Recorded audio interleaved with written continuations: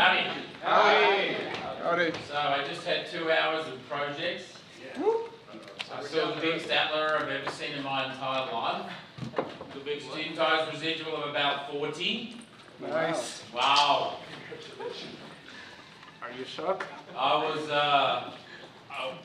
You need some tea? I know.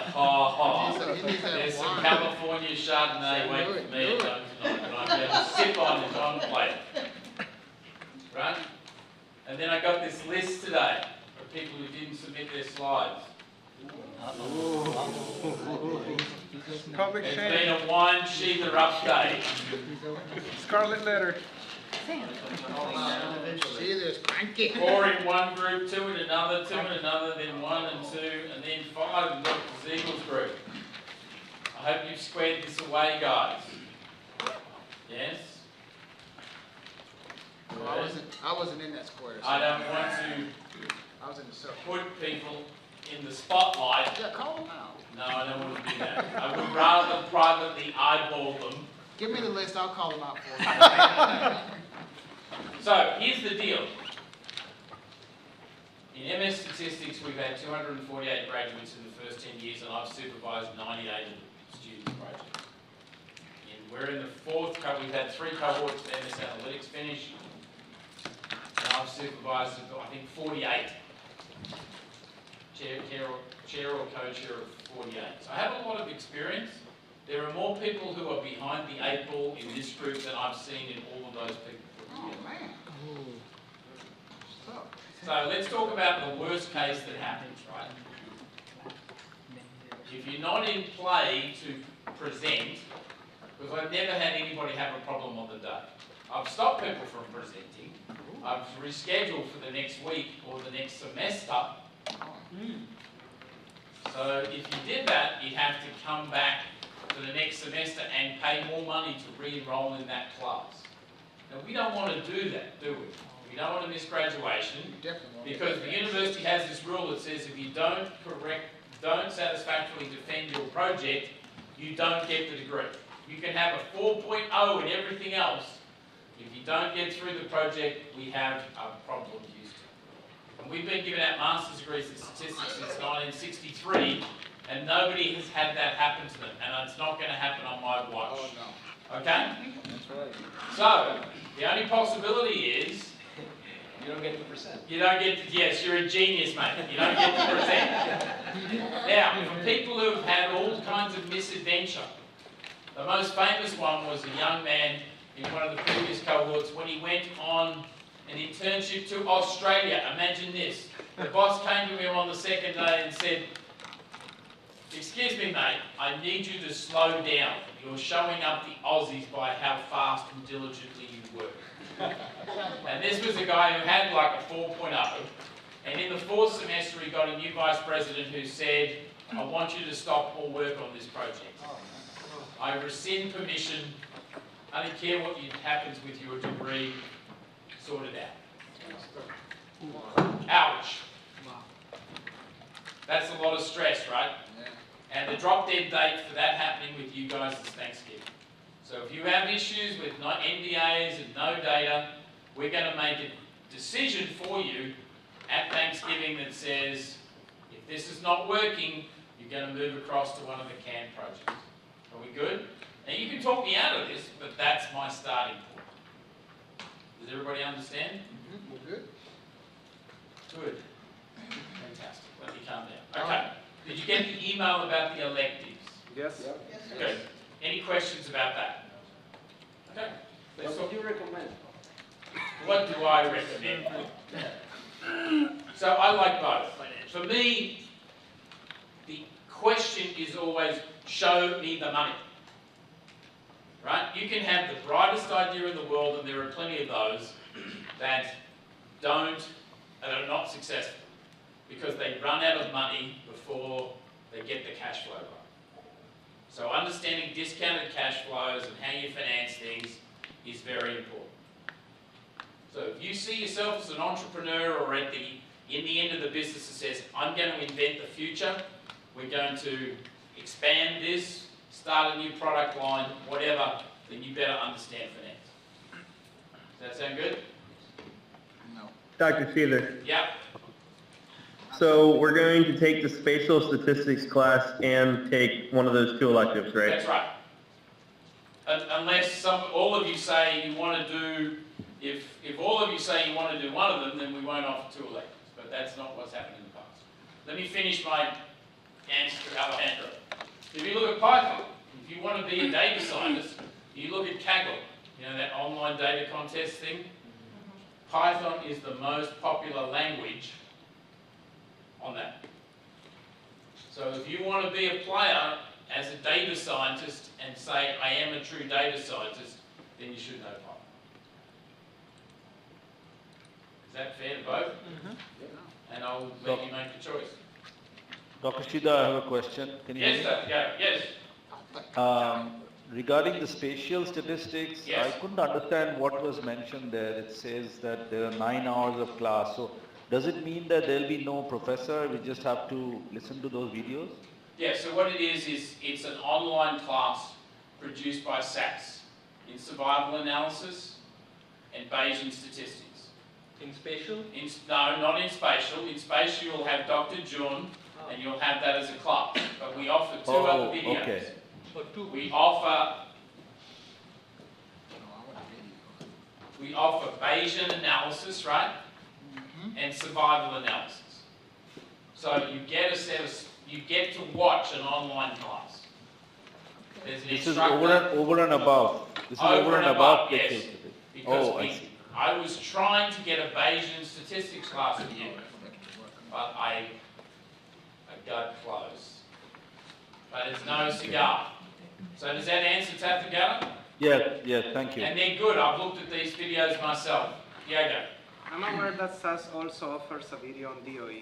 Can we have access to that one too, given we have access to SAS You resources? send me an email saying what class it's in, I'll ask for you, sir. Thank you. Okay? A SAS Distinguished Professor from 2017, I'll do my best, but find out exactly what it is you want me to ask for. Andrew. So will the SAS classes only be offered in the spring, or will it be possible for us to review them during the Christmas break when we have 4 weeks? These are just optional extras. They'll be put up during the spring. We have permission to show them during the spring. It's like you're getting free access to a class that other people pay for. Does that make sense? Yeah. The Python class, is it a general overview and general Python, or is it focused more on what we learn in this course and the models and the concepts that we apply here? That's a really good question. I know that it involves things like web scraping and doing statistical modeling. I don't know the exact topics. Okay? Who would be? But do you want me to get a syllabus for you? Yes, please, for both. I was going to email you. You're always my email buddy, mate. You're always asking me for stuff. The syllabus for financial modeling would be appreciated. So I will ask the professors if they'll provide that. Who's Sam, you were going to ask a question. Dr. Jasperson is teaching? He's going to teach that, Okay. and Dr. Kolazinski will teach the other one. He has his style. What does it mean? Who has his He has his style? style. Well, Dr. J has his style. Sheila has his style, right? Nobody teaches like me, do they? Nobody. I don't know want, all I about got style. style. I don't want style in my last name. I got- Yeah, I don't need style. That's okay, yeah. I'm plain vanilla, I right? want Dr. J. I just need plain old J. Dr. J. Style. Are we good there? Distance guys, any further questions about the electives? Okay, so let's finish the last piece in the ARIMA modeling piece. So remember we started with AR, yes? And then we put MA in the process, yes? We put the I piece into REs and IMAs, the difference in part. So we're going to put the whole 9 yards together. And this is the last topic that gets factored into the midterm exam. Okay? Good.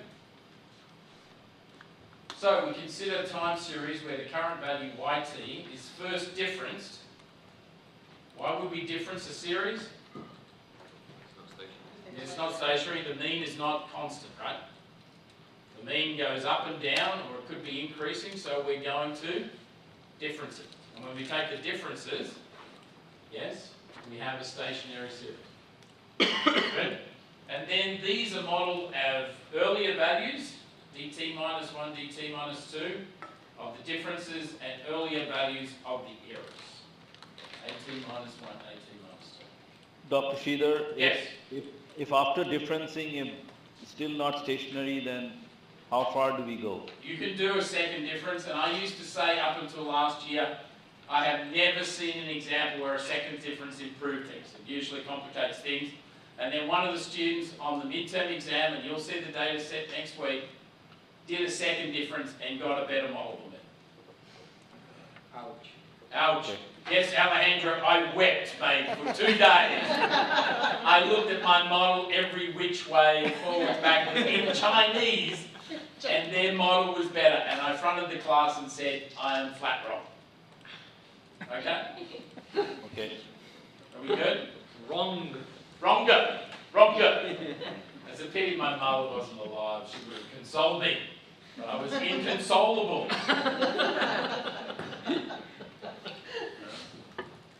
That's what keeps you young. I actually like the back and forth. Yes, have you noticed? Have you noticed? In the old days, I used to climb on the desks. You can't do that in America.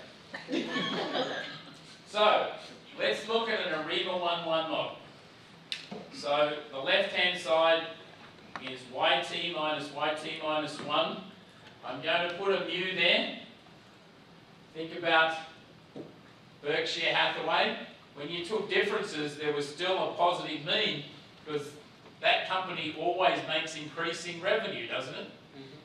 Yes? So differencing doesn't automatically give you a zero mean. So the AR part is the phi 1 of the difference lag 1, and the MA part is the AT minus theta 1, AT minus 1. And then the really nice thing is you can write this model in terms of these differences.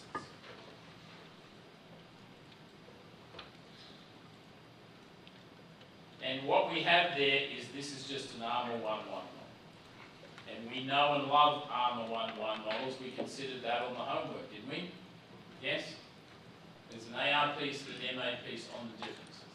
And I did that myself because remember, you did change in personal consumer expenditure, didn't you? That was the model. But what I want to do this week, which is more complicated, is explicitly say I want to get back to the personal, the PCE, not the change. The unemployment, not the change. Diego. When I look at the first equation, mu seems to be the mean of the difference, not the mean of y. Yeah, that's the way I've written it. No, it says it's the mean of y, but it appears to me it should be the mean of the difference of y. Right? That's a good question. Let me take that on notice and think about it. Okay? It's a good question. All right. Because I mean, it's not going to be the same value. It's not going to be the same value. But if it isn't, I'm going to have a mu, I'm going to have... Mu d or, yeah. Yeah. So, as you see, I'm focused on how to do stuff, not... But it's a good point. I should clarify. But I'm not going to do it for you. Okay. So, for the thing to be stationary, we need the phis to be between plus and minus 1, and we need the theta to be between plus and minus 1. And we're going to see cases where theta gets really close to 1. Maybe as soon as next week. This is right on this edge. When theta equals 1. Whenever it's close to 1, jump can handle it, SAS has problems, and the solutions can't converge. I keep saying that so you get to thinking about it, you don't understand why and how, but you will. So, we're going to use the back shift operator. Again, we don't need to this time, but next week when we do seasonality, right now we just have a model that says we're going to model Y based on the last few outcomes. What happens when we do that and then we say we have monthly data, we're going to look at the last few months and then what happened 12 months, 13 months and 14 months ago. We're going to have another equation. And when we actually write the model out for this, we're going to fill a whole slide. Now the only way I know how to do that is with this backshift operator. So that's why we're introducing the backshift operator when it's relatively easy, when there's two ways to do it. Okay. Remember the backshift operator, if you backshift z, you get zt minus 1. So, the differencing in y is the 1 minus b times y of t. Right? 1 minus b times y of t, that's going to be y of t, right? That's going to be y of t minus by of t, which is y of t minus y of t minus 1. Are we happy with that? That's how you get the differencing. Now the AR piece, we're going to have to multiply by 1 minus v1 b. So the 1 gives us the y of t minus 1 minus mu. That's the piece from the 1. And then we have the v1b piece. So when you do b of y of t, you get y of t minus 1. When you do b of y of t minus 1, you get y of t minus 2. See how this all automatically, miraculously produces the right equations? Right, this backshifting. The right-hand side is 1 minus theta 1 times b of a of t. 1 times a of t is a of t, and then the second term is theta 1b of a of t, which is theta 1 times at of at minus 1. So we can write this really complicated model up here. We can write this in terms of a much smaller formulation. Right? Then I'm going to write the seasonality part next week and I'm going to put both together with backshift. Right now it's just a mathematical artifact. You see how it works?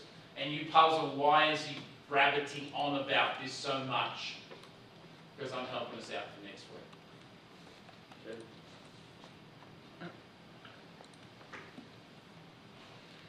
And here I go over and labour the point. I labour the point that an armour 1, 1, 1 for y of t is the same as an armour 1, 1 for the differences. It's the same thing. But I would prefer to do the ARIMA part because I'm eventually going to end up with predictions for y, not for the differences that I then have to monkey with, right? Yes? So, let's look at a generated example. A generated example where mu is 0, v1 is 0.6, the AR coefficient is 0.6, the MA coefficient is minus 0.6. Okay. What do we see in the time series? Yeah. It's not stationary. The mean is changing over time, is it not? It is. Now see, think about the first week. That wasn't that obvious to you, was it? But now you go, oh my golly gosh, and other more colourful words, that is not stationary. Yes? Now, have a look at the ACF. What does the ACF tell you? Not dying now. Stationary. Doesn't die out, so it's not stationary. So Diego and others go, what's the rule of thumb, mate? Yes. What is a rule of thumb? Have a look at that. It's pretty obvious, right? Looks like a thumb. You can stand on your head and have a gin and tonic and still see that, right? Doesn't die out, right? Noticing a trend here. Yes, are we good? So you can't look at the ACF and PACF and talk about what model you should fit, right? I've had students, I still remember one, that says, oh, look at this. This is AR2. Oh, please, don't mention my name when you talk to anybody, will you? You understand why that's not a good idea? In my crystal ball, I have a feeling that might appear in the midterm exam somewhere. It's one of my faves. So we're going to difference. We're going to difference. Yes? The difference series looks stationary, doesn't it? Yeah. Yes? Now let's look at the ACF and the PACF. What do we see? Decays, ACF. So it's like an AR2. This decays, right? And this is damp sinusoidal. What does that mean?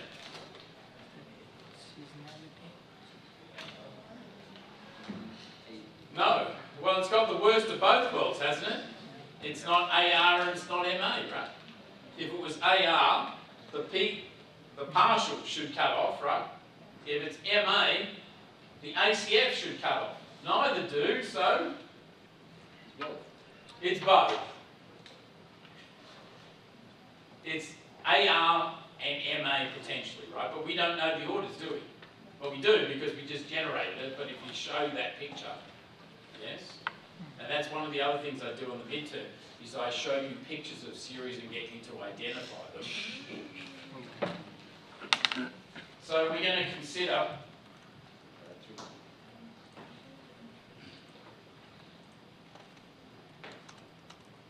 we're just going to fit, because we know the truth, we're going to fit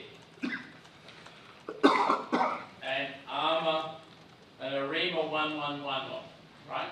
If we didn't know the truth, what would we have done? We would have put it into model group, right? Or we could have used SCAN or ESACF, could we not? Yep. Yes? That's what we're going to do. Now, if we have a look at what happens, the AR coefficient is 0.6, we get 0.58. The MA coefficient is minus 0.6, we get minus 0.597. The mean is 0, we get the intercept to be 0.11. So it's the mean of the difference. Again, let me figure that out. Just go with Dr. the Sheila, flow. can I ask a question? Yes, sir. So, this model is for the difference or for the original data? This is for the original data because it says ARIMA, right? So great question. What is the data? It's on Y, yes, and there is a difference. And have a look at the predictions. Here they are. They're the red. So what we did last week is I gave you the differences, the change in unemployment or the change in PCE. But this week we're going back to the actual Y. You see where we got it? So if we had a second difference, that would have been 2 instead of 1. It would have been 2. Yes, everybody's going to be fascinated when I put up the question from last year. You can blow your hair back with the second difference. Okay? Okay. Yeah. So do AIC and BIC are the same if you do the model of the difference with ARMA or the model of the data with ARIMA? Yeah, they'll give the same order. They'll give the same order. Then we have a look at the residuals. What do the residuals look like? Random? They look random. They're consistent with white noise. We have a colored model. It looks like there's a few outliers though, doesn't it? Ish. But there shouldn't be. We use normal data. Just stuff happens, right? Got to be careful you don't overinterpret the outliers. Are we good? So if we know the truth, we can get the truth back. We're going to look at construction materials, and man, that's one of the hardest data sets. I spent the whole of Sunday chained to the kitchen table doing this, as you'll see. And this is your group, so something really, really weird happens, but it's for your group. It always happens. But we'll see. It's a great story. So, imagine you want to save the differences. Imagine you want to save the differences and do lots of analysis on the differences. You could go back to the original formula and create a new column, or here in the time series menu, you can click on save and it saves the differences in a new column. So I'm going to here work on the differences.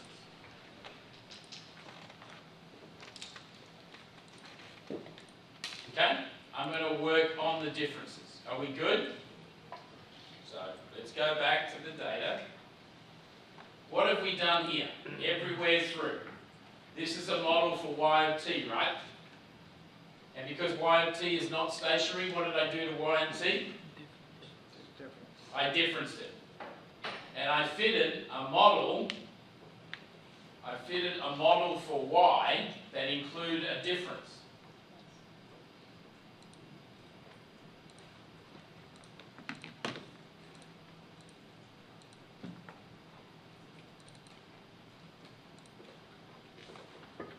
Yes?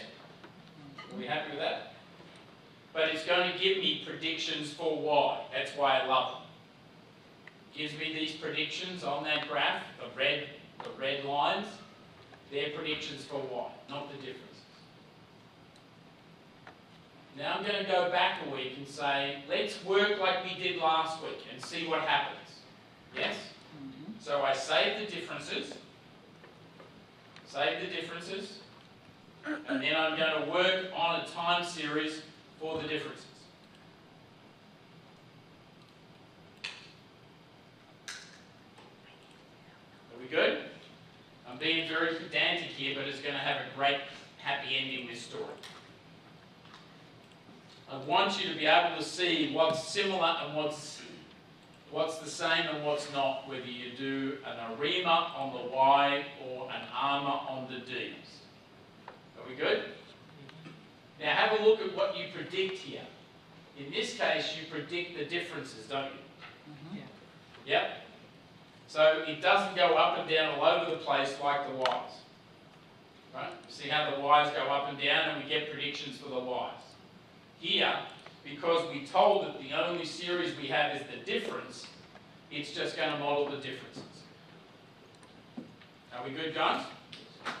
Now, have a look what we get. We get the same estimates for AR1 and MA1, and the intercept here is this 0.113 of the differences. So to answer your question, Diego, that's of the differences. The mean is of the differences. So it's fitting exactly the same model. Let me finish the sentence. Notice those estimates are exactly the same? Yes? The ARIMA part says, do that, but then get me back to the Ys, right? Get me back to the actual Ys. Question? Yeah, so my question is, when it might not be immediately obvious if there's a difference needed, would kind of the best practice be to run the difference and look at the AR1 and NA1 coefficients to see which model makes them better? So, you know, if I'm not convinced about a difference, and we'll see that when we get to seasonal differencing, sometimes that's a bit dodgy, as we say in Australia. What you can do is in the model comparison is say, fit all models with difference equals 0 and difference equals 1. And see what pops out as best. Okay, you can do that in the model comparison step. Okay, Cameron? Yes. Yep, sounds good. Okay. Residuals look good? Yes? This is really the same output as what we had before, except it's not going to get us back to the Ys. You see how I'm saying the same thing 5 times? Because I've taught this before and some people don't get this. So Dr. Sridhar, are you Yes. saying that ARIMA 111 is Yeah. the same as ARMA 11 for the difference? Yes. Yes. Hallelujah. As the preacher said. Yes. You're a genius, man. You're a genius, man. Have a look. Have a look at the output. These two. Where do they differ? R squared. Oh, look at that. Don't even mention that. Now, don't even mention that. You know that one of the groups in the class of 2019 have called themselves R squared? Yeah, so when I grade their homework, It's 20% off.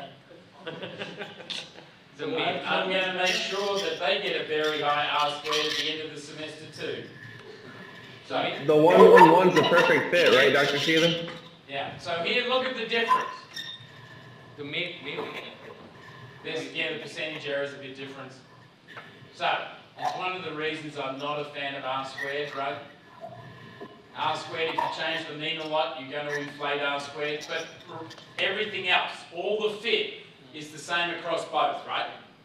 So I keep saying again, when you fit an ARIMA model, it's the same as fitting the same ARMA model on the differences. Yep. The only reason we do the ARIMA part is we're interested in Y and not the differences. Tell me what next month's unemployment rate is, not the change in unemployment. Tell me what next week's petrol price is going to be, not the change in the petrol price. Are we good? Good. It's a good R square though. It's a good ask.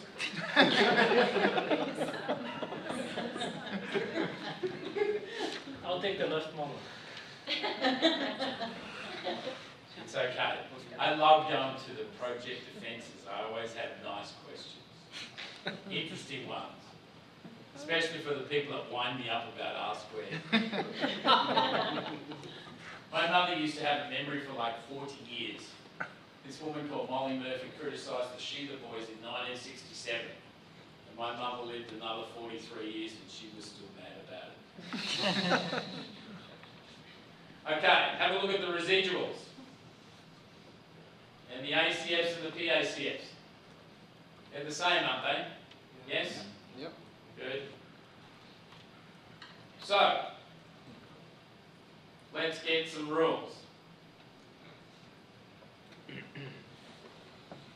I still keep this here. It is rare. Right? I've only ever seen it one time, and that was on my midterm test last year.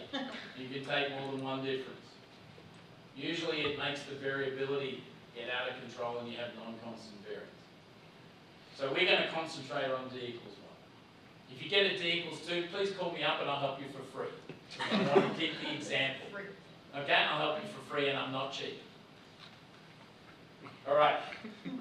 If we have MA, the ACF cuts off at lag Q. If we have AR, the PACF cuts off at lag P. If we have both, we're out of luck, aren't we? Yes? We're out of luck. So what we do is, two approaches are possible. We can use SCAN and ESACF on the original series and on the different series. And I'm going to do that. I'm going to labour this point. Hopefully we should get the same answer or a related answer, shouldn't we? Yes? So, this says calculate SCAN and ESACF on Y of T on the original series. Are we good? Yep. You see the statement down the bottom? Identify var equals YT. That says the variable is actually Y, the series. So,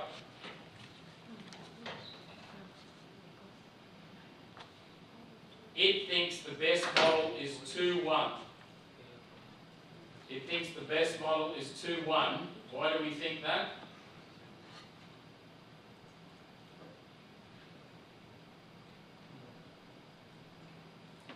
Does that agree with your triangle? Yep. Yes? Yes. Now, because we generated from an AR and MA, it's pretty clear, isn't it? In practice, nothing is exactly AR, MA, and as you saw in the homework, some of those things are a bit dodgy, aren't they? Yep. Yes? So now we know that P plus D equals 2, and Q equals 1. That's what it's telling us. Now, what does D equal? 1. Usually 1. It should be 1. Why should it be 1? Because even if you torture me, I'm not going to fit a time series to the y without differencing it, right? Yes? Yes? Yeah. Are we good? Good. The d equals 1 here because we're working on y. Because we're working on y, we know that for this to work, we have to do a first difference. Yes? Yep. Get it? Got it. What about if the data were given? It's stationary already, so you don't need to do the difference. Then d is 0. Okay? If the data are stationary, there's no d equals 0. It's just AR and A. Yeah, it's just A and A. So let's do, this is for the scan. Have a look at the scan. Where's the rectangle? Scan of 2, 1. 2, MA1. Yep, so what's D in this case? D is still 1. D is still 1 because this is, we did ESACF and then we did scan. Remember the original program? Yep. It said ask for both, right? The first one was about ESACF and the triangle, yes? Yes. The second one is about scan, which is the rectangle. Yep. A beautiful thing. Beautiful. And we know D equals 1 here because the data Y has a mean which changes a lot over time, doesn't it? So even being tortured, we're going to take the first differences, aren't we, Alejandro? Good. Even if you torture Alejandro, come. Yes, Deborah. Maybe this is a question I should have done in the first class, but where does or do the phi and theta came from? The values, like how do you choose 0.6, 0.8? I mean, It fits maximum likelihood. So if we could do least squares. So let's just do AR1. YT, and assume mean is 0. YT equals theta 1, YT minus 1, plus a random error. So you have the YTs as the Y, the YT minus 1s, Y lag 1 as the X's, and you fit least squares. That's where it comes from. But I think the question maybe is like how in this do you case you picked 0.6 and I negative picked 0.6 because I wanted to have something that wasn't really strong, like 0.9. And I didn't want to have something that was loosey-goosey weak, like 0.1. So if we were doing this independently on some other problem, we could have picked a 0.7 and this would have still all It produced works a good model. independently of this. But Suds, based on my white hair experience, mate, 0.6 is about a reasonable value. No, not Yes, it not will work. questioning It's this. independent of the value you choose. I think, but you So choose the- 0.8 on the next one, no? so you just simulated the data, right? Yeah. He just simulating the data with a 0.6 so that the estimate comes out to around 0.6 for the example. I created the data with 0.6. And why I did that, I mean, you guys clamp onto the most kind of... It's interesting, mate. I need a pacifier. Can you share the video of yours? Have a look No, I at the think that basically ACF the and the question is PACF. it- Do you see a signal in the ACF and the PACF there? Uh-huh. If I had to put 0.1, it would have been really hard to see. If I had to put 0.9, right, it would have been too obvious. So I put something in between that is based on my experience that happens in practice. Got it. Are we good? Now, what you can do for fun, as I've given you the program, is you can change these differences. Just take this line here and blow your hair back. Right? Change the 0.6. Hallelujah. See what happens? Yes? For the weekend. Beautiful for the weekend. It's a beautiful thing. It's just an incredible thing. Now, back to the original show. Sorry. Are we good? No, I'm good, mate. Sorry, one more question. I'm going to give you a jar of marbles, mate, and when you run out of the marbles, On this slide, so when we were fitting the ARMA models, yes. in our code we said P equals 1, Q equals 1 or 2 or whatever, right? Yeah. Here we don't seem to have that. I'm not fitting the model, I'm generating the data. Alright. Pay attention, thank you. So, notice here the variable is d of t. The variable is D of T. We're going to calculate ESACF and scan on the differences, like you did for the homework, right? Right. Yes? Yes. Now, when you look at the differences of this series, is it stationary? Remember that? Oh, the picture.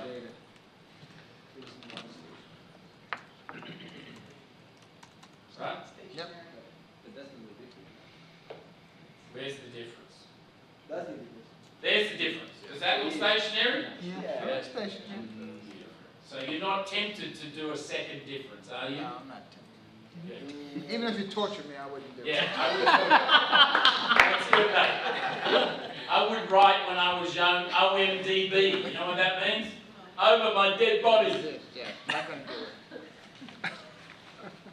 Before open records requests, I used to write that on applications.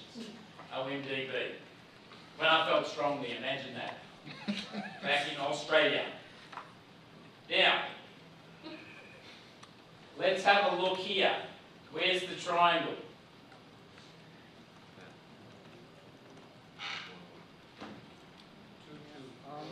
One, one. What does D equal here? 0. Hallelujah. Hallelujah. 0, right? 0. Because we've already differenced the data, haven't we? Yep. That series is stationary. So there's no D necessary, is there? So we get back AR1, MA1. Are we good? So Dr. Sridhar, in that case, why would you write it as ARIMA 111? Because it's an ARIMA 111 is an ARMA 11 on the differences. Okay. Okay? Let's look at scan. What does scan do? Scan does 1, 1. D here is equal to 0. Good. When I did this last year, we had to drag them out 5 about this. We went over it about 5 times. Maybe I did it more slowly this year. So we're all good? Yep. Sam, just when I thought I was home free, mate. Mr. Gonzalez pops out of my porridge. What can I do?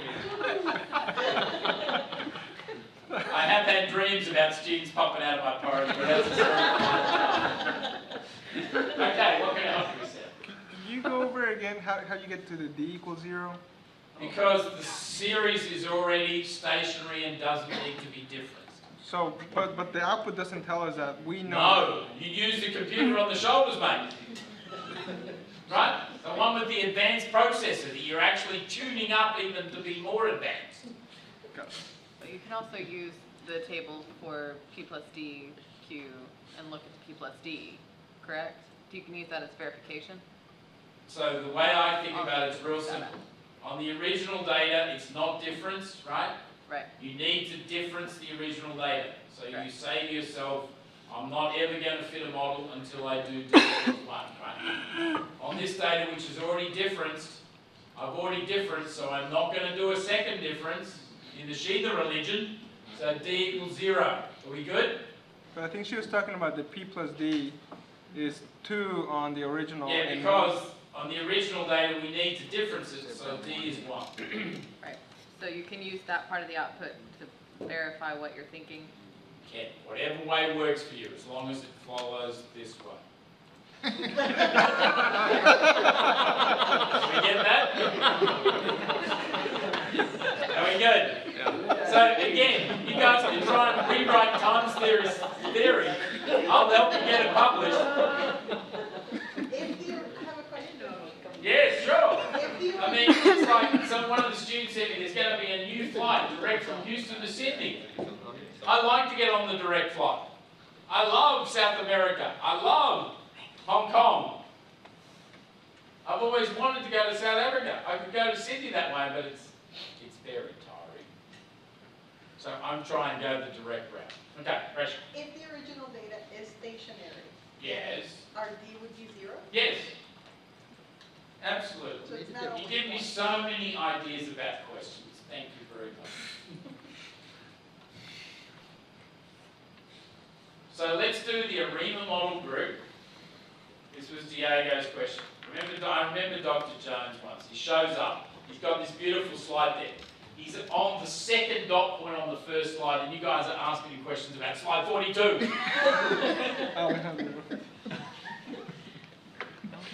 That makes it fun. When I drove to Dallas and back with Dr. Jones, he had a slightly different version of that. All right. For the original series, we're going to put the differencing order 1. So Cameron, if we're not convinced we need differencing, sir, we could put 0 and 1. That would say fiddle the models without the difference, fiddle the models with the differencing, and tell me what's best. And then here, if we've already differenced, we put D equals 0. And I'm just going to search up to order 4. Okay?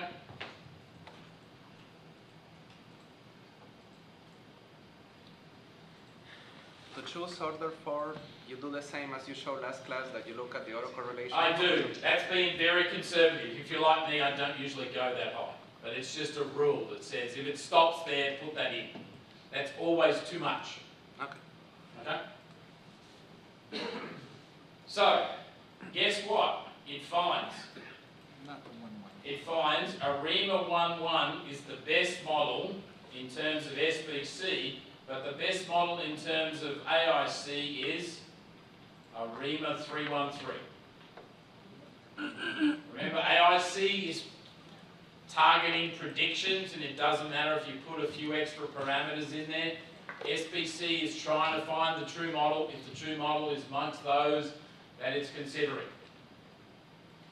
So we believe in the SBC religion, right? That's correct. Sandman. So, can we compare the AIC score with BIC score, or we should just within, okay. Yes, just within. Sheila, Yes, Gary. the ARMA should also pop out over here as well. On the next slide. On the next slide. Yes, this is on the Y's, right? Okay. And then guess what? The ARMA pops out. So it doesn't matter. It doesn't matter. So what we shall do from this point on is ARIMAs, right? Because what we're effectively doing is differencing, working with the differences, and then going back to the Y. But we're doing all that in one go. It's a beautiful thing, isn't it? Beautiful. Excuse me. Yes? Even if you have a stationary series already, you still want to try the ARIMA because it will tell you anyway that it's So B0. no. So again, if I don't need to difference, I'm going to fit ARMA. But think about in business. How many things do you see with a stationary mean in business? Not many. If you do, will you send me an email? Because I can use those in the first few classes, right? Yes? Weather in Houston is pretty stationary. The what? The weather in Houston. They call The them weather. off. Yeah, well, again, if one of the things I've done for fun is look at Central Park, New York. The records go back to the 1800s. Not stationary. So are there instances where you do the first difference, it's not stationary, even if you difference, and then what do you do then? Do you keep differencing until it gets stationary for very complex data? You can. And I keep saying over and over, I've only ever seen one example where the second difference helped, and it was on last year's midterm. So if you difference one time and it's not stationary, you just Then you give up? can difference again. Okay? Okay. Just great. Let's look at the value of new orders for construction materials and supplies. This should be a leading indicator of housing start, shouldn't it? Mm-hmm. Yes?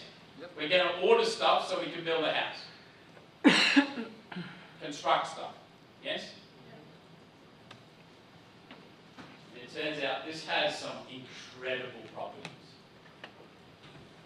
So it's part of the census, and here I'm going to do seasonally adjusted, because up to now we still haven't figured out how to do a seasonal adjustment. So we'll see that what we've done on the last few months, we're going to do the whole 9 yards again of what happened 12 months, 24 months, 36 months. So if we don't figure out the last few months, we got problems. But next week we're going to do that. So we're doing seasonally adjusted. Here's the graph. What do we see? Non-stationary. Not station. A level, one or more level shifts, right? Yep. A bunch. Yep. Yes? So I have seen people teach time series where they don't include level shifts and outliers in the course. Oh. Oh, no. No, and then the jump people, when I show them this picture, I go, come on! You're jerking my chain, mate. I cannot fit this in a routine lane jump. What do you want me to do? 2009 happened, didn't it? Mm-hmm. I was there. Yeah? It didn't happen as much in Australia because we have a different thing. Andrew? Can level shifts account for changing slopes, where the slopes go from being positive to negative? So you're going to say that goes up and then it goes down? Yeah. So like at 2000, it actually flexing for a while. For a few years, it actually has a downward trend. Again, yeah, but if we, yeah, you guys are, wow. So, you know what what I learned from the 1970s and I still practice? Make the data stationary and interpret that first. Okay? So what are we going to do? Make it stationary. Differences, right? Different, but different. Because the trend here is very strong, isn't it? Yeah. Yes. You can't see much autocorrelation, yes? Because it's killed by the trend. This goes up, then it goes down, then it goes up, it falls off the planet, then it goes up again, right? And if you can get rid of that trend, then you can see the up and down piece, Andrew. Alright? So that could be just an AR coefficient or an MA coefficient or both doing that. So Dr. Shearer, Yes? you just mentioned outliers, level shift. I mean, you can always eyeball it and create dummy variables Yeah, and you kind can. of test. When SAS does it for us, what is it doing on the background? What it's doing in theory is it's potentially looking at every point and fitting, in theory, a level shift and or an additive outline, and it picks what's best. Okay. Okay? Are we good? And then how to do that is actually the trick. So let's look at this, Andrew. What do you see now?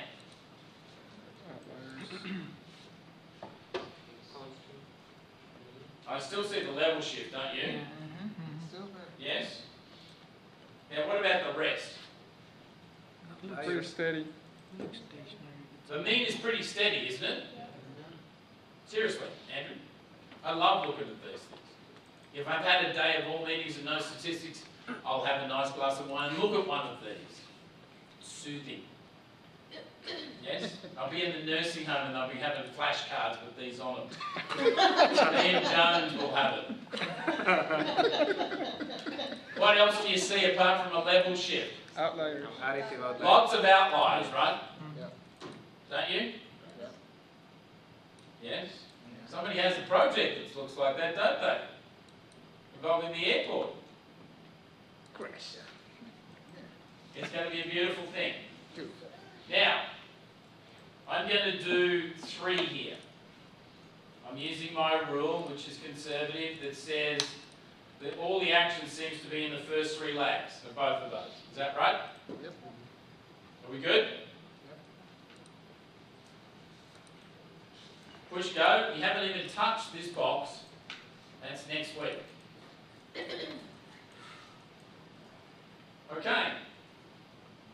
It picks an IMA 1.3 and an ARIMA 1.12. Can you go back a slide, please? Quick question. Yeah. What is a constraint fit? I think it's constrained so these things are going to be stationary. So, Right? So it's going to make sure that the phi and the theta it picks lies within the stationary circle. Okay. And for most of them, it doesn't really matter if you uncheck that. If it's close, it does. So, this is interesting. One of them thinks it's an MA3 on the differences, right? The other one thinks it's MA2 and AR1 on the differences? They're kind of similar, aren't they? Yes? Are we good? Now, let's do ESACF and scan.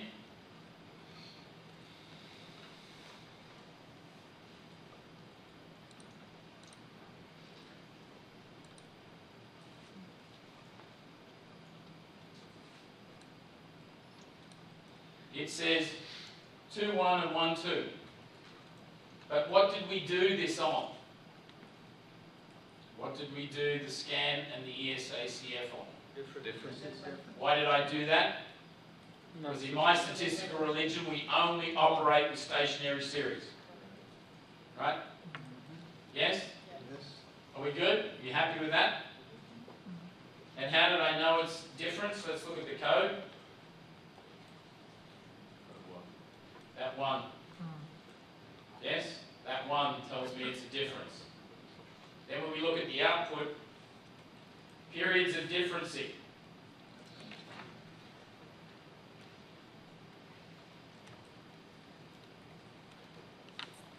Are we good? Yep. So, do we need to do another differencing? No. So it's saying the best models here are what? ARIMA, right? 2, 1, 1, right? That's that one? Is that right? Is it 2, 1, 1 or 1, 1, 1? 1, 1, 1, 1. Because D equals 1, right? I went, so you winding me up, mate? But you said D equals 1, right? Yeah, go back to the previous slides. I've already taken the differences. Yes. So in this case, D is 0. Okay.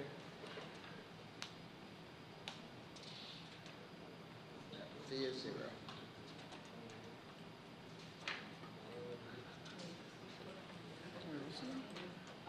Oh, right. Remember we went through that? You know, in my old days I would have jumped off the desk with a double tumble, but I'm too old to do that. Are we good? Yes. Because you've already differenced the difference, you don't need to difference anymore, that D is 0. Notice how that's twisted logic, and we just did that 5 minutes ago. That's why I labour that point, right? That's why when I do this, every year I go back and look at those slides. Now, have a look how well it does. Look at this ARIMA 211.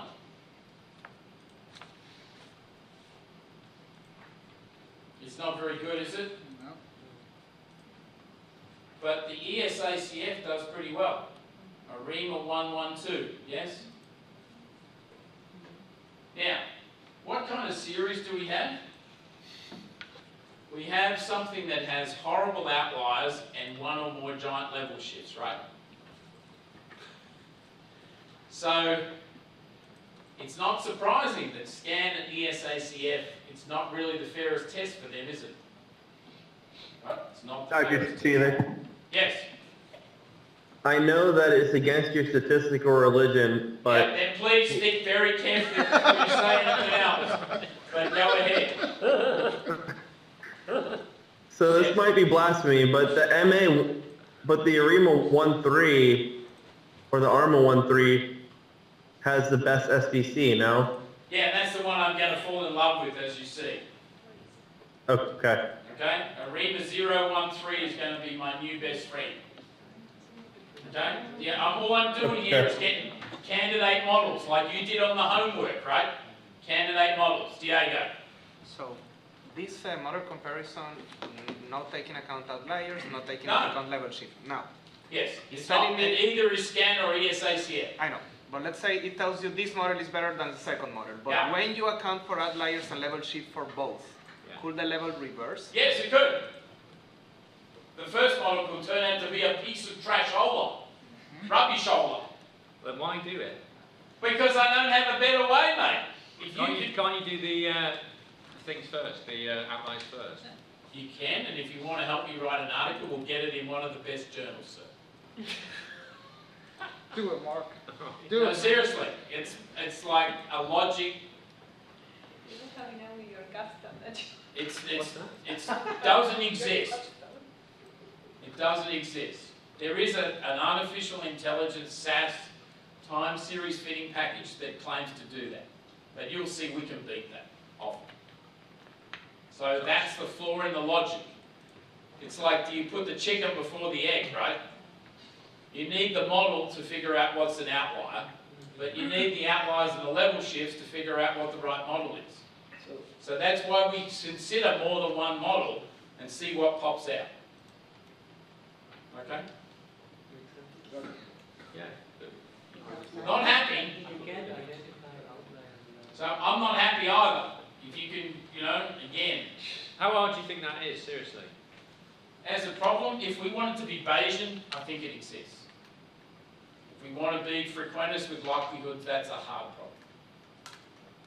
I'm not aware of anyone that's really done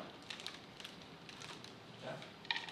The good news is, if you pick a bunch of models that are relatively good, you'll usually find a decent model. But the first one may not end up being the best. Okay. So, let's look at IMA 1.3. It's parsimonious apart from the intercept, right? The residuals are consistent with white noise, yes? We good? Let's look at 1.12. It's parsimonious apart from the intercept. The residuals are consistent with white noise. So we have two valid models, yes? What are we going to do next? We're going to identify outliers and leverage points, yes? Yep. Yes? Yes. Let's do it for ARIMA 1.12. And we find 27.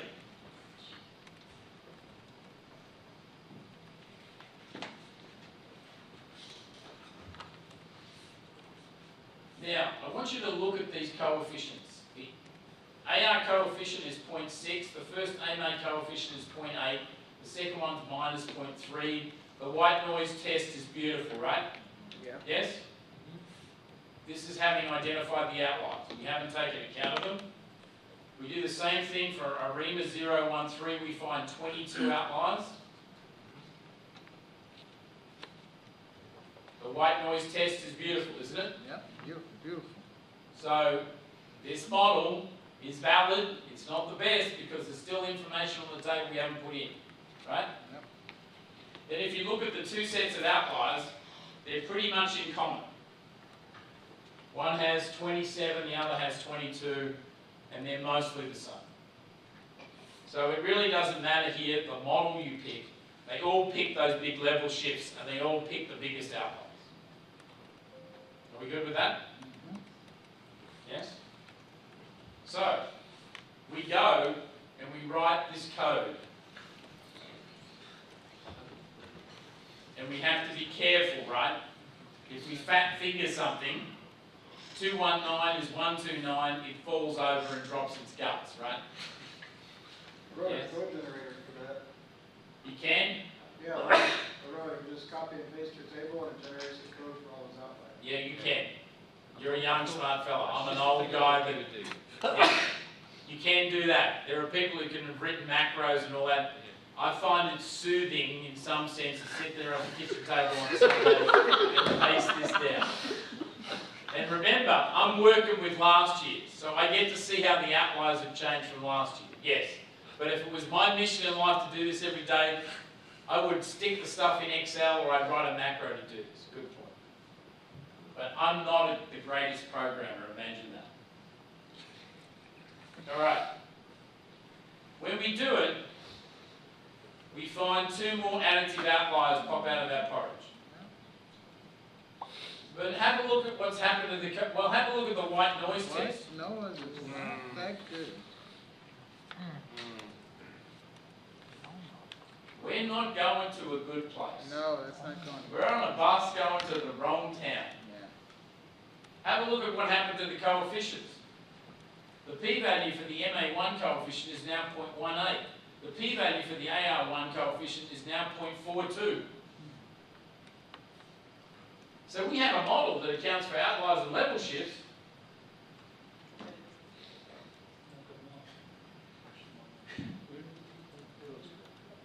So Dr. Sheeder, even if the SBC improves, you can still have a invalid model after the...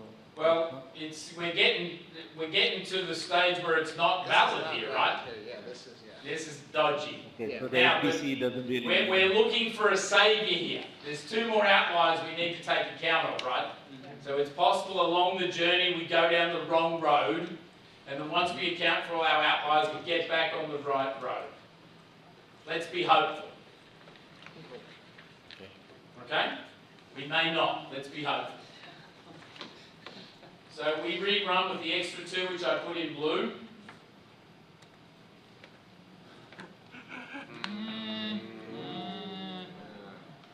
Still not the road to Damascus. We have got to a very bad place, right? We have no longer a valid model. And look at the coefficients. The p-value is 0.36 and the p-value is 0.15. Though we still have one more additive outlier. Where are you reading those p-values from? You're just moving at a pace that my eyes... Okay, sorry.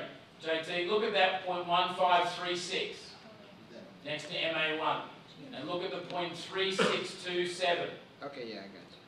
And have a look over here. The p-values were 001, 001, 0012, right? Yeah. So basically, we've improved SBC, but we've got a model where 2 of the terms have effectively disappeared, haven't they? And the model is no longer valid. Let's put the last one in and cut to the chase. What do we have? You're not getting any better. It's a bit better, but have a look at the coefficients. SBC has gone down, but here this is 0.11 and this is 0.31. So it really thinks it's like MA2 without an MA1 term. So this is a classic example that shows you, just because you've identified this as the best model with SBC, or one of the best models with SBC, once you put in a dramatic level shift, and all these outliers, it can trash that model. Yes? Are we good? So what would we do? We'd say, let's look at the ARIMA 013. Right? Let's see what happens to that. Let's hope that that survives the adding shifts and outliers. Are we good? I would not use this model, right? Everybody understand Dr. why? Peters, Yep. Yes. what happens if your other model doesn't pass the test? Then you go and have a cup of tea. You go to your cellar and think, which bottle of wine am I going to have tonight after I've sorted this mess out? Okay? You go back to the model things and pick some more down from the top. I've never seen 2 fall over. I've seen 1 fall over, but I've never seen them both fall over. And if you really that happened, you would go to this SAS artificial intelligence package, which we'll see, which does outliers and model fits at the same time. Okay, Barry. thanks. Should you take these outliers as they are, add it to the data, and then try the model grouping again, and the scan and answer? You could. I've thought of that plenty of times. Try it. Doesn't really help. Yeah, I'm thinking the fact that he started off with that says, no, Exactly. yeah. Doesn't always help. Dr. Sheeder. You can try, sometimes helps. Okay. Yeah? But again, these things are intertwined. They're the outliers from the wrong model. So then you put them in, and then you identify the thing from the wrong model, right? Okay. So then you can say, all right, I'm just going to take the 10 biggest ones and put them in. Right. So you can monkey with stuff that's very arbitrary. These 2 things are linked together, right? The model goes with the outliers, and the outliers go with the model. So you should identify them together, shouldn't you? Yep.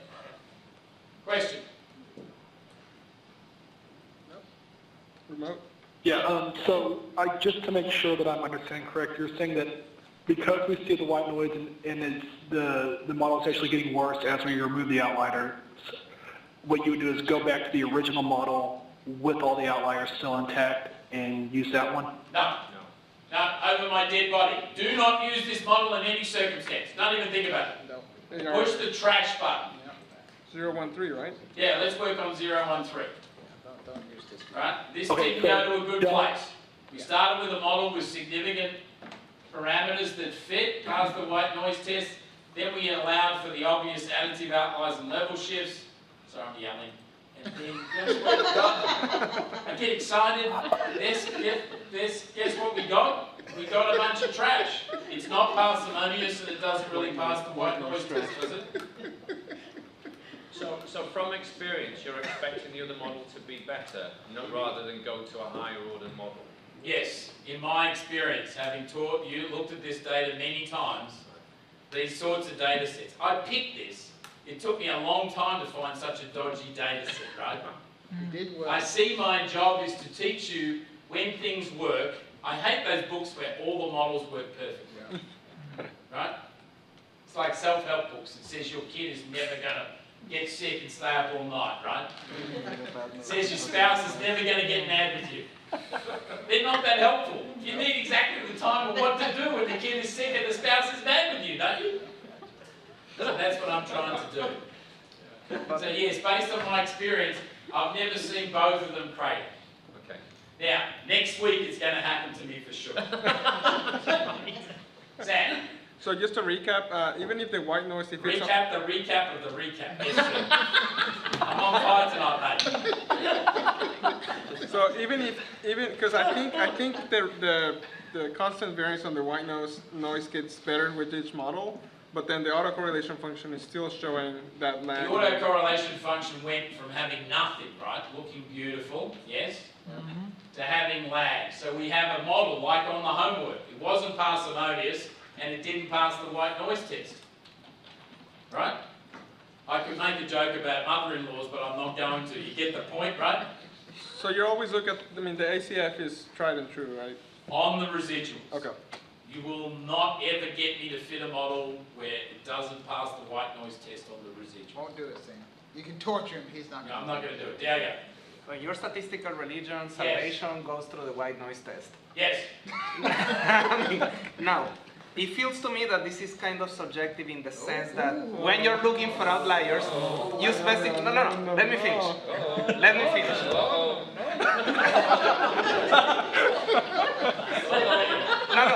Come on, guys. I haven't finished. Come on. So. No, what I was going to say, but it's subjective, the fact that you look for outliers with a significance level, you may give it to two analysts that use a more conservative or a more aggressive significance level. Yeah, sure. And when you remove outliers, you're making the variance smaller, so the white noise test is more difficult to pass. So could you have two analysts passing and not passing the validity of the model just because subjectively they pick different significance levels? You could, yeah. So you could. What's the best your mother practice? could be your father, and then you'd really have trouble. But yes, Diego. I'm sorry, I'm not trying to be flippant, mate. I'm trying to show you the best and the worst of everything. Right? Yeah. So I mean, should we always use the significance level that you use as best practice? You can replicate 40 years of experience yourself, mate. And when I'm in the nursing home, you can send me an email saying, you don't use 0.0005, you use something else, and I'll say to somebody, I taught that kid. No, because my point, people can cheat. Yeah, Playing with that significance level. Statistics, can be used. Look, what we're trying to do is come up with a model where everything looks good, right? We want to come up with the same predictions from different models. Gary.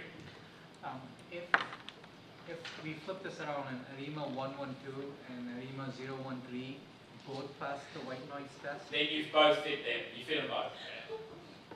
Now, if I had to pick one, I would think that I would pick the ARIMA 013 because that means I could predict the future with 3 periods out. Yeah, you could do that. I'd pick the one with the lowest SPC. Lowest SPC. let's go through this with the ARIMA 013. We find two more. We find two more. Yeah, the white noise kind of jiggers up a little bit, doesn't it? Yeah, that's okay. It's okay. What about the p-values? They're okay still, yes? Yeah. SBC gets lower. You put those two in, you find one more. White noise is going up. Yeah, I don't like that. P-values, there's like a 0.06 there. You put that in.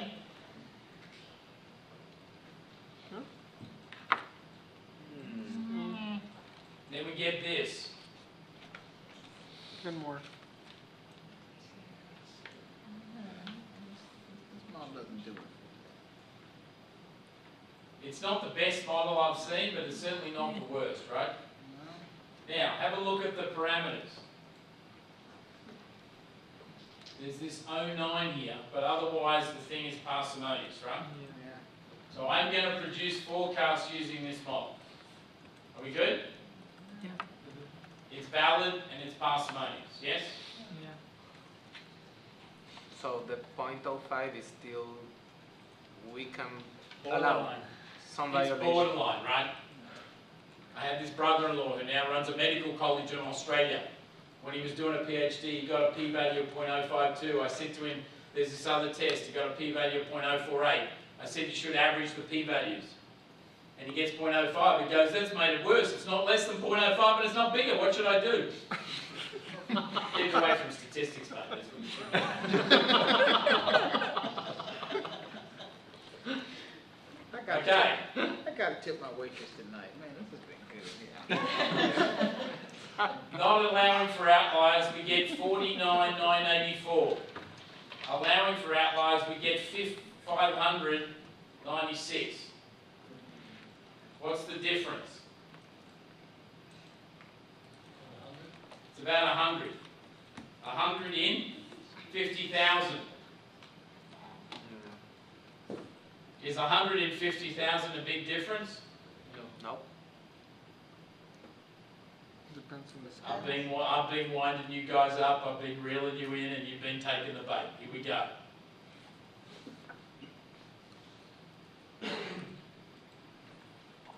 So there are the two forecasts. Do they look much different? Nope. You don't have good eyes, I tell you. Have a look at the residuals. Okay, now. Now, so at the time of the level shifts and the time of the outliers, there's a big difference, isn't there? Yep. Yes? Yes.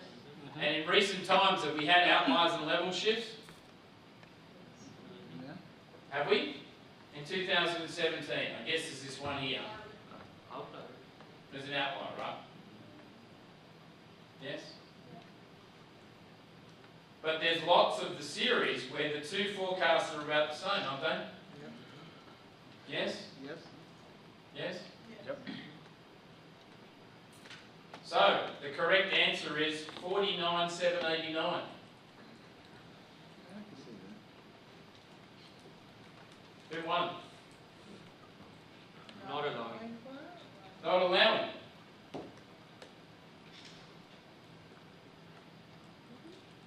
Oh my golly gosh, how did this happen? Chance. Chance. No. I looked through lots of series to find something like this. Could it be that the outliers in the past don't affect the future? Right. So what are we talking about? We're only talking about the last few periods, right? What about the coefficients? Deborah, what are the coefficients? In this 0, 1, 3, they're pretty small, aren't they? Yes? They're not 0.6 or 0.8, are they? Yes. They're small. So it turns out that once you account for the outliers and the level shifts, this is close to white noise. There's really not a big time series pattern. In fact, I used your idea, Barry, which I thought was my idea before today. Whereas I took all those outliers that I found, I took the data set and I ran Y with all those AOs and LS as predictors, and I saved the residuals, and I looked at the residuals and they looked like White noise. So this is a classic example which shows you it doesn't always work well to pick the model and then add the outliers, right? Pick the model and then add the outliers. Doesn't always work well. It does in most circumstances, 9 out of 10, 95 out of 100, it does. But it's one of those unsolved problems. If SAS ever gets its act together and somebody actually figures this out, I'll send you all an email. And you can use the new procedure. So let's step back and talk about what we've learned, right? What are ARIMAs? They're ARMAs on the differences, right? Yep.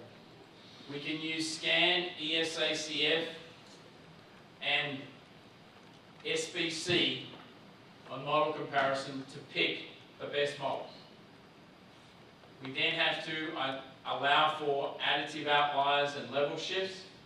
We need to do a few models because the order may change, right? The order may change, yes? And then be humble when you do predictions. Right? Be humble. Because the point here is, and I'm surprised that some of our economists down the line didn't chip me about this, because this is what we talked about last week or the week before. There really isn't a lot of forward predictive power when you only look a few lags and the coefficients are quite small.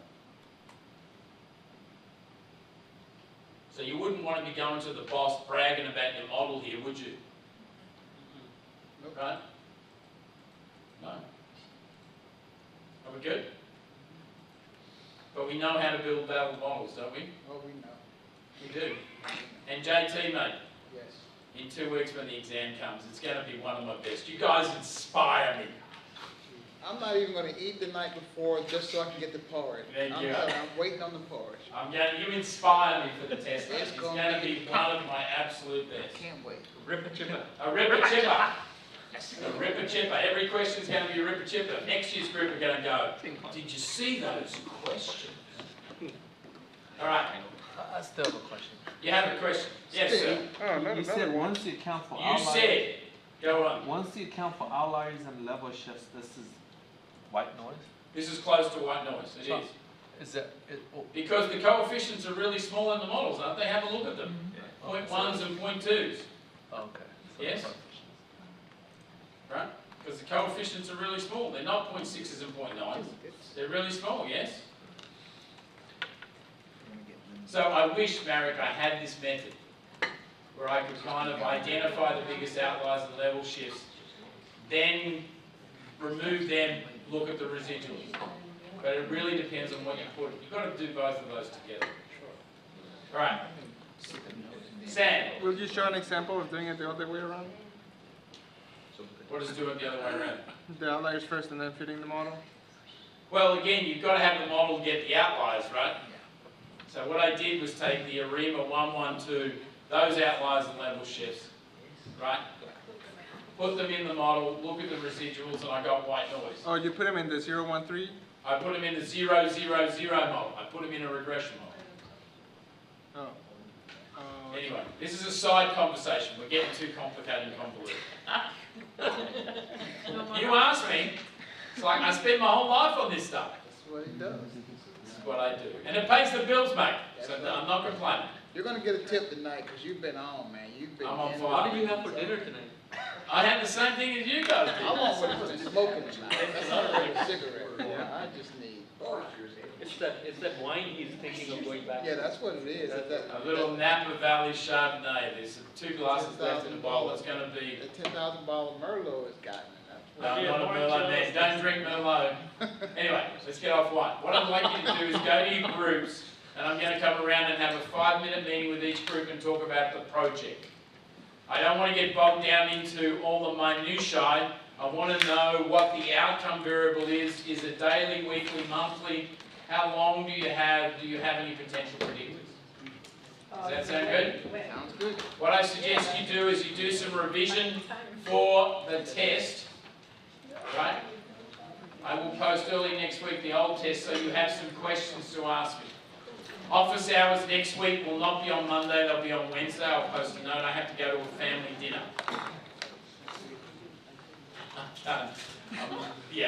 I'm not cashing out my chips for you guys, I'm sorry. We're going to do that on Wednesday, okay? Are we good? Okay, I'll see you in your groups.